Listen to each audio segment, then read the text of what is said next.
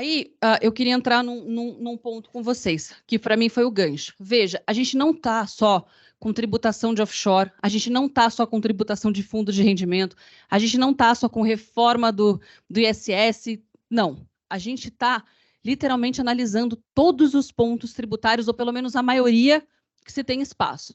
Toda hora a gente está tendo. Semana passada acabou saindo uma questão como é que fica para tributação de não residentes em outras operações. Então, tudo que, em tese, a gente ia tendo de benefício fiscal, o governo está olhando com lupa. Para mim, isso não quer dizer que olhar com lupa signifique que vai passar. Porque se fosse para passar, a gente já teve a medida provisória aí que não passou. Então, não está fácil para o governo também conseguir. Ainda bem, porque se também o governo tivesse, eu acho que a gente nem estaria mais morando no Brasil. Quem tem patrimônio fala, não, eu vou fazer um planejamento fora. Não se esqueçam que desde que teve a repatriação, e principalmente agora, quando houve as novas eleições, o número de pessoas que estão deixando de ser residentes fiscais no Brasil é alta. E o Brasil precisa ter consciência disso. Vamos voltar um pouquinho, vocês vão lembrar. Quando veio na época de Bolsonaro, tributação dos dividendos, vocês lembram disso? Nossa, virou uma febre, porque a nossa equipe econômica, na época, entendia que deveria tributar os dividendos. O que aconteceu? Quando você discute dividendos, a gente discutiu naquela época grandes fortunas. E todo mundo morria de medo do grandes fortunas. Eu nunca pus fé no grandes fortunas. Por quê? Porque, do meu ponto de vista, primeiro, é um imposto muito difícil de você conceituar ele, de você trazer para a realidade o que é imposto de grandes fortunas. É muito difícil você definir o que é, muito difícil de você arrecadar. E mais do que isso, se a gente olhar o histórico dos países, o grandes fortunas nunca aumentou a arrecadação, ao contrário. Vamos pegar a Gerard Depardieu na França, deixou de ser um cidadão na França para não pagar. Vamos pegar aquele co-titular lá do Facebook, que deixou de ser residente, abriu mão da cidadania nos Estados Unidos para não tributar. Então, não adianta eu vir com medidas extremamente enforcatórias que, para quem tem dinheiro e tem espaço para fazer um planejamento, se não fizer aqui, vai fazer em outro lugar. Você sempre tem espaço para planejamento. Eu acho que eu não escolhi errado o lado que eu segui para o direito. De fome eu não morro, porque planejamento a gente sempre vai ter. Com mais ou menos criatividade, sendo conservador ou arrojado, sempre vai ter. E a gente precisa pensar nisso com o brasileiro. Se enforcar, o empresário pode morar em qualquer lugar. Dificulta, a gente se vira. Então, a hora que o Brasil vem com essas ideias de, ao mesmo tempo, trazer para mim tanta tributação, assusta. E é nesse momento que assusta, você fica pensando até que ponto vale estar ou não aqui. E eu acho que isso ainda pesa no nosso Congresso. Eu não sei quão forte vai pesar, eu não sei quão forte o Lira seria diante disso, considerando que a gente tem emenda parlamentar. Ou seja, a gente está pagando muito bem para decidir isso, mas ainda não está fácil. Então, quando eu olho para essas medidas, eu falo, gente, não se assustem, não façam correndo. Planejamento de brasileiro correndo é a pior coisa. Um monte de gente, no ano passado, saiu colocando um monte de valor em pessoa física sem se preocupar com a tributação. E a gente está aumentando o nível de controle. Então, o que eu olho assim? Vamos ter cautela. Tem muito advogado bom analisando como as coisas estão acontecendo. E conforme elas vão tendo desdobramento, dá tempo suficiente para a gente conversar e se organizar. Projeto de lei, tá todo mundo, agora vai aprovar, agora vai aprovar. Todas as reuniões que eu ia, o banco falava, vai aprovar. Chegou semana passada que estava marcada, saiu de pauta. Então, assim, de novo, não estou aqui sendo do contra, que eu acho que não vai ser. Eu só não acho que vai ser com essa facilidade que a gente está pensando. Até porque vai passar por comissões e tudo mais, tá? Então, em relação ao offshore, eu queria dar uma fechada nisso. Agora, para mim, aqui vem aonde eu acho que está a maior graça. Acho que é onde vai dar calor para a gente discutir. Por quê? Quando a gente fala de reforma tributária, lembra o seguinte, que para mim é o que pesa.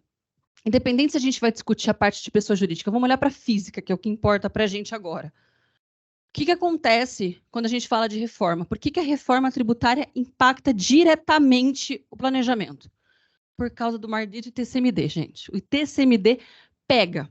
Por quê? Porque ainda que a gente esteja falando de reforma em nível federal, a depender da conceituação que a gente der, isso vai impactar para a gente no ITCMD. E ITCMD é uma coisa que a gente tem mais contato. Por que a gente tem mais contato? Porque a gente doa e morre. E morrer a gente não marca hora com o divino. Então dá para controlar a hora que eu vou fazer. A gente consegue fazer preventivo, mas não consegue escrever. Então, por causa disso, é que a reforma tributária impacta, assim, a física. E impacta de que forma? Vamos lá. Para mim, primeiro ponto.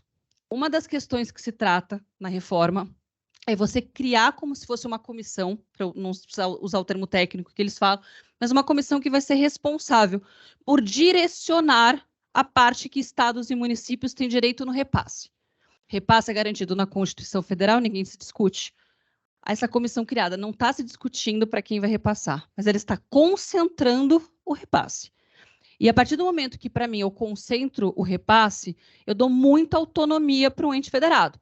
Porque se, de repente, você fala assim, Maranhão está precisando, São Paulo também, mas Maranhão resolveu aumentar o ITCMD, São Paulo não resolveu aumentar o ITCMD. Como é que eu provo que o repasse veio correto para São Paulo? Eu acho que a gente tem uma grande dificuldade de conseguir comprovar que se eu vou lá e faço algo que fique concentrado, para mim, quando você concentra demais, você perde o controle. E aí eu vulgo STF. Eu não sei que nome que a gente pode dar hoje em dia para o STF que não seja algo que esteja concentrando. E o nível de concentração que está tendo a mais do que deveria.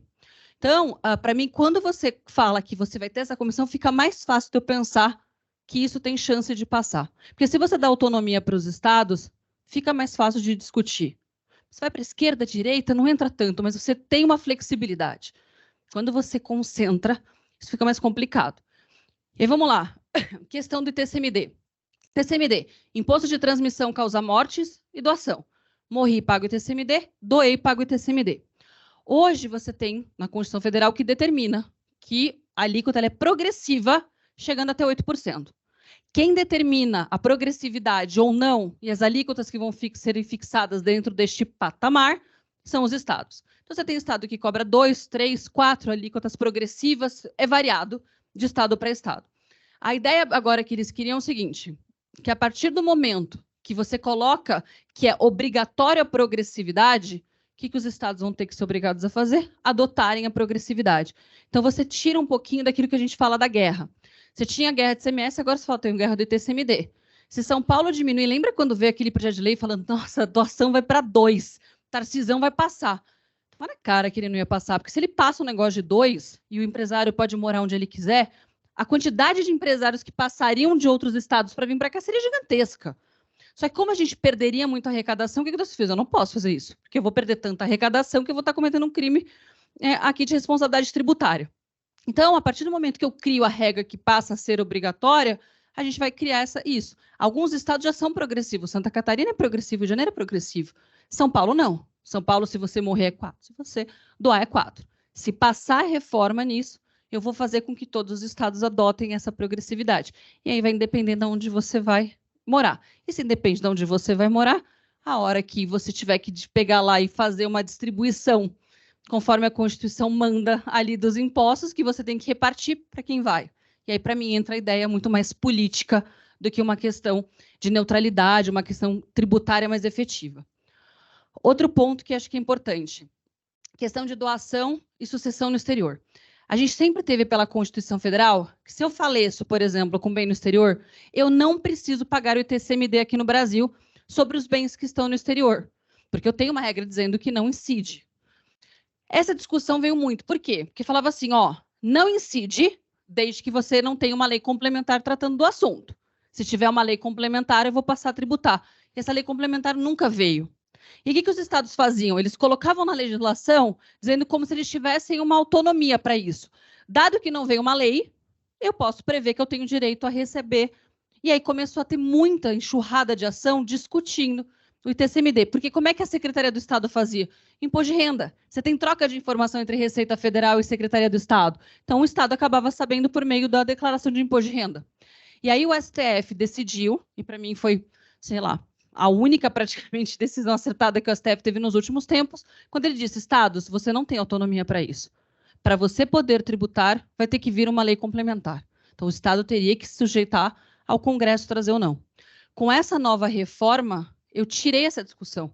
Porque com essa nova reforma eu passo a colocar dizendo, olha, se eu fizer uma doação ou eu tiver alguma sucessão de bens no exterior, eu vou ter que fazer a tributação, independente de ter lei ou não. Ou seja, eu estou mudando a Constituição Federal. E, querendo ou não, estou trazendo uma arrecadação. Porque hoje, quando você faz inventário extrajudicial, por exemplo, você não coloca no teu inventário extrajudicial que você tem. Aqui em São Paulo a gente não coloca previdência, a gente também não coloca quando você tem bens no exterior. Quando você vai para a jurisprudência, por exemplo, a gente passou agora há pouco, quando você tem essa sucessão, ó, seguiu a regra de lá de fora, é lá de fora, não tem que trazer aqui para o Brasil. Então, como é que ficaria nesse caso que a gente está falando? A partir do momento que você passa a dizer que você tem que tributar o ITCMD, independente de ter uma doação, uma sucessão, você vai discutir para quem você vai tributar. Então, por exemplo, quando a gente fala de doação, se o doador estiver no exterior, o estado do domicílio do donatário é que tem direito a receber. Mas se o donatário estiver no exterior, aí é o estado em que vai se encontrar o bem. Então, por exemplo, se eu sou a pessoa que vai receber e eu estou nos Estados Unidos, eu vou receber um bem em São Paulo. O estado competente é São Paulo. Se eu, por exemplo, sou o doador, está no exterior, o estado do domicílio é São Paulo, do donatário, é para esse estado que eu vou fazer recolhimento. E quando for herança, quando os bens estiverem no exterior, o estado do autor da herança é que tem a competência para receber. Então, por exemplo, a Laura tem uma offshore em BVI. A Laura faleceu, deixando bens lá fora. O estado da Laura é São Paulo, é para São Paulo que eu tenho que recolher. Agora, supondo que o falecido esteja no exterior, é o estado de residência do herdeiro. Então, essas regrinhas vão ser importantes, não porque tributa não, porque tributar nós vamos. A gente só vai decidir para qual estado que a gente tributar, qual que é o estado responsável por receber. E outra coisa que também é importante é o seguinte, se porventura passar, eu não sei se isso muda o passado, porque eu ainda tenho a sensação de que deveria mudar para o futuro, ou seja, para os casos futuros. A lei nunca retroage para prejudicar. Como agora a gente não tem mais a segurança jurídica, eu não posso dizer como é que ficaria isso da questão do direito adquirido ou não. Mas é um ponto que é para analisar. E querendo ou não, dado que a gente está utilizando muito offshore, por N questões, não deixaria de ser uma arrecadação que o governo passaria a ter. Então, isso tá. Então, quando a gente fala assim, a reforma está tratando muito mais PJ. Não. A reforma ela trata diretamente questões que afetam o planejamento. E isso fica importante porque, só para vocês terem uma ideia, a gente está falando de TCMD e eu vou trazer um pouco para o Brasil. Não sei se vocês ainda não viram, mas se viram, vocês vão passar. A gente recebeu na semana passada e na semana retrasada, como advogada, inúmeras cartinhas da Secretaria da Fazenda pedindo documentação para quem doou cotas de empresas, seja limitadas ou seja SA, anos de 2019. Por quê? Anualmente, os estados vão criando comissões específicas para analisar essas doações. Por causa do quê? Base de cálculo. Porque o que acontece? Tem estado, por exemplo, se você pegar Minas Gerais, ele fala o seguinte, se você doa cotas de uma empresa, de uma limitada, de uma holding, você tem que doar considerando o valor dos imóveis. Porque na hora que a gente no nosso imposto de renda, o imóvel está baixo, nosso custo de aquisição é baixo. Então, imagina que eu tenho um imóvel por 100 mil. Integralizei por 100 mil. Se eu integralizar por um valor maior, eu tenho imposto de ganho de capital para pagar. Integralizei por 100 mil, mas ele vale 1 milhão. Para Minas Gerais, eu deveria fazer a tributação das cotas não com base em 100 mil, que é meu capital social, mas com base no 1 milhão. O Estado de São Paulo tem uma regrinha, ele fala assim, você tem que doar pelo patrimônio da empresa. Só que, normalmente, quando você doa quando você integraliza um imóvel, e você está integralizando por 100 mil, que é o teu custo de aquisição, você também está na contabilidade esse mesmo 100 mil. Então, o Estado de São Paulo falou, olha, você tem que fazer a valor de mercado, tem que ser pelo patrimônio. Então, normalmente, o valor do capital social corresponde ao nosso patrimônio, exceto conforme você vai recebendo aluguéis, vai acumulando dividendos e tudo mais. Mas, então, em regra, fica. O que aconteceu muito no Estado de São Paulo? As pessoas não olhavam para a contabilidade, olhavam assim, São Paulo vai por 100? Vai por 100. E doavam sempre com o valor que está no capital social. E aí o Estado de São Paulo falou, vamos fazer uma força-tarefa para a gente conseguir verificar se está certo. E aí o brasileiro, na hora que faz, não gosta também de ter o Estado ali. Então, nos últimos praticamente um mês, o governo já arrecadou.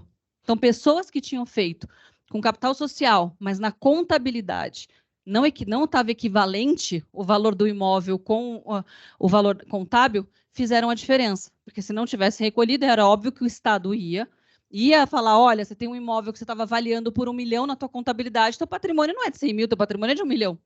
Então, ou seja, cada vez mais o contador e o advogado ou vão se conversar no momento que fazem essas doações, esse planejamento, ou a gente vai ter esse tipo de risco.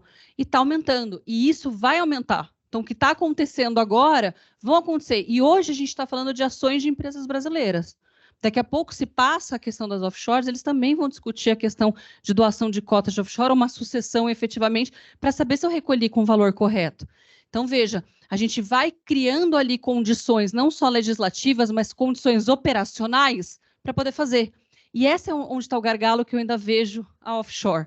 Porque aqui, quando o bem está no Brasil, é fácil de você controlar um pouco mais. Você tem obrigações acessórias, SPED contábil. Hoje você piscou, a Receita Federal está sabendo que você piscou. Offshore não. Offshore não tem como saber. Fática na pessoa física vai saber. Mas ainda vai saber o saldo da conta. Numa pessoa jurídica, que você tem contabilidade e tudo mais, haja mão de obra para você poder fiscalizar. Você não vai conseguir fiscalizar uma contabilidade por sistema. Você vai precisar das pessoas. A gente não consegue ter funcionário suficiente para dar conta do que a gente tem, imagina para coisas novas. Por isso que eu acho que isso ainda pesa. E principalmente aquelas pessoas que não têm ativos tão declarados, as pessoas que não poderiam ter offshore têm, e eu não preciso aqui, não pinga uma letra, como é que vai fazer na hora que aumentar a fiscalização? Como é que eu explico da onde veio a origem do dinheiro para formar aquele capital que eu não tinha colocado na minha declaração de imposto de renda de forma correta? Olha o nível que a gente vai conseguir abrir esse leque, tá?